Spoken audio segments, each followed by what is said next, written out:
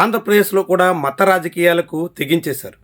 బహిరంగంగానే మత రాజకీయాలు చేసే ప్రయత్నానికి పూనుకుంటున్నారు. అయితే జస్ట్ ఫర్ ఏ చేంజ్ ఏపీలో ఏంటంటే హిందువులు క్రైస్తవులు మధ్య అగాధం పెంచే ప్రయత్నం జరుగుతోంది. ఇరు మతాల మధ్య విభేదాలు పెంచి పోషించే ప్రయత్నం వేగంగా సాగుతుంది. ఇలాంటి వాటికి ఇప్పుడు ఉండి అసెంబ్లీ నియోజకవర్గం వేదిక అవుతుంది. ఉండి అసెంబ్లీ నియోజకవర్గం నుంచి ప్రాతినిధ్యం వహిస్తున్న Andhra Pradesh assembly deputy speaker Kanumuri Raghu Rama Krishna Raju ఇప్పుడు ఈ బాధ్యతను ఎత్తికెట్టుకున్నట్టుగా కనిపిస్తుంది. అందుకే లేని వివాదాలు సృష్టించడం ద్వారా, సమస్యను రాజేయడం ద్వారా మరింత చిచ్చు పెట్టే ప్రయత్నానికి పూనుకుంటున్నట్టుగా చెప్పాల్సి ఉంటుంది. ఒక గ్రామంలో ఆలయ నిర్మాణం కోసం చేస్తున్న ప్రయత్నాన్ని మరొక వర్గం వ్యతిరేకిస్తుంది. దీన్ని ఖచ్చితంగా సామరస్యపూర్వకంగా పరిష్కరించాల్సినటువంటి నేతలు ఏకపక్షంగా సాగుతున్నారు. వివాదాన్ని పెంచి పోషిస్తే తమకు ప్రయోజనం దక్కుతుంది అని భావిస్తున్నట్టుగా చెప్పాల్సి ఉంటుంది. ఉండి అసెంబ్లీ నియోజకవర్గంలోని ఆకివీడు మండల కేంద్రంలో పెదపేట అనే ఎస్సీ కాలనీలో గొంతాలమ్మ అనే గ్రామదేవత గుడి చాలా కాలం క్రితం విజయవంతంగా నడిచింది. గుడి చాలా కాలం క్రితం కళకళలాడుతూ ఉండేది. కానీ రాను రాను కాలక్రమేణా ఆ ఆలయాన్ని ఎవరు పట్టించుకున్న దాఖలాలు లేవు. ఆ తర్వాత అదే గ్రామదేవత గుడిలో శ్రీరాముడి విగ్రహాన్ని కూడా ప్రతిష్ఠించినట్టు చెప్తున్నారు. కాబట్టి గ్రామదేవత గుడిలో శ్రీరాముడి విగ్రహం ప్రతిష్ఠించారు గనక అక్కడ కొత్తగా రామాలయం నిర్మిస్తాం అంటూ కొంతమంది ప్రయత్నం చేశారు. దాన్ని స్థానికులు అడ్డుకున్నారు. అక్కడ ఎక్కువ మంది క్రిస్టియన్స్ ఉన్నటువంటి ప్రాంతంలో హిందూ ఆలయ నిర్మాణం ద్వారా సమస్య రాజేసే ప్రయత్నం వద్దు అంటూ స్థానికంగా అభ్యంతరం పెట్టారు.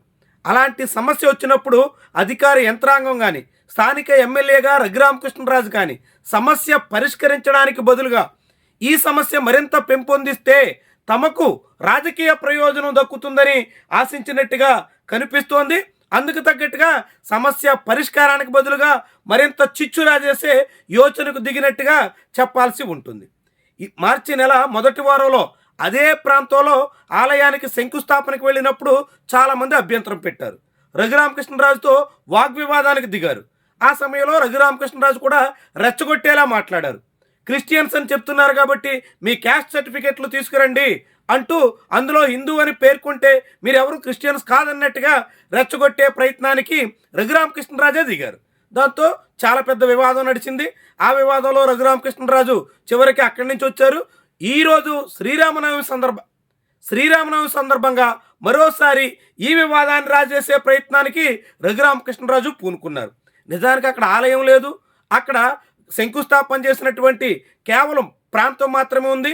అక్కడ పెద్ద స్థాయిలో పూజలు శ్రీరామనవమి వేడుకలు జరగాల్సిన అవసరం లేకపోయినా కవ్వింపు చర్యల్లో భాగంగా రఘురామకృష్ణరాజు పనిగట్టుకుని ఆకివీడులోని పెదపేటకు వెళ్ళినట్టుగా స్పష్టమవుతుంది. ఆయన పనిగట్టుకుని వెళ్ళడం, అక్కడ ఉన్నటువంటి స్థానికులు రెచ్చిపోవడం, రఘురామకృష్ణరాజుని అడ్డుకోవడం, ఆ వివాదంలో చాలా పెద్ద స్థాయిలో దుమారం రేగడం, చివరికి రఘురామకృష్ణరాజు అక్కడ శ్రీరామనవమి పూజ పూర్తి చేశాం అంటూ వెనుదిరగడం, ఆ తర్వాత ఈ వివాదం మరింత రాజుకుని రాళ్లు దువ్వుకునేటంత వరకు వెళ్ళడం. ఇదంతా గమనిస్తే హిందువులు క్రైస్తవుల మధ్య విభేదాలు పెంచాలనే ప్రయత్నానికి ఒక సెక్షన్ పూనుకున్నట్టుగా కనిపిస్తుంది. ఇది మరింత రాజేసే ప్రయత్నం జరుగుతున్నట్టుగా కనిపిస్తుంది. అటువైపు క్రిస్టియన్ ఫాస్టర్స్ కొందరు రెచ్చగొట్టే పరిస్థితుల్లో ఉంటే దాన్ని ఉపయోగించుకుని మరింతగా వివాదాన్ని రాజేసే యోచనలో డిప్యూటీ స్పీకర్ లాంటి వాళ్లే దిగినటువంటి తీరు చూస్తే ఆంధ్రప్రదేశ్లో మత రాజకీయాల ప్రభావం ఎంత తీవ్రతరం కాబోతుందో, ఎంత ఉధృతంగా నడవబోతుందో, ఈ విభజన రాష్ట్రంలో ఉన్నటువంటి సఖ్యతను, సామరస్యతను ఎంతగా విచ్ఛిన్నం చేయబోతుందో కలవరపరుచుతున్నటువంటి వ్యవహారంగా చెప్పవచ్చు. భవిష్యత్తులో ఇలాంటివి మరింత ఉధృతం కాబోతున్నట్టుగా భావించాల్సి ఉంటుంది. ఇప్పటికే దళిత క్రిస్టియన్ల మీద పెరుగుతున్నటువంటి దాడుల పరంపరలో ఇదొక కార్యక్రమంగా చూడాల్సి ఉంటుంది. ఇలాంటి దాడులు మరింత ఉధృతమయ్యి ఆంధ్రప్రదేశ్లో మత ఉద్రిక్తతలు రాజేసే ప్రయత్నం పక్కాగా ప్రణాళికాబద్ధంగా సాగుతున్నట్టుగా కొట్టొచ్చినట్టు కనిపిస్తోంది.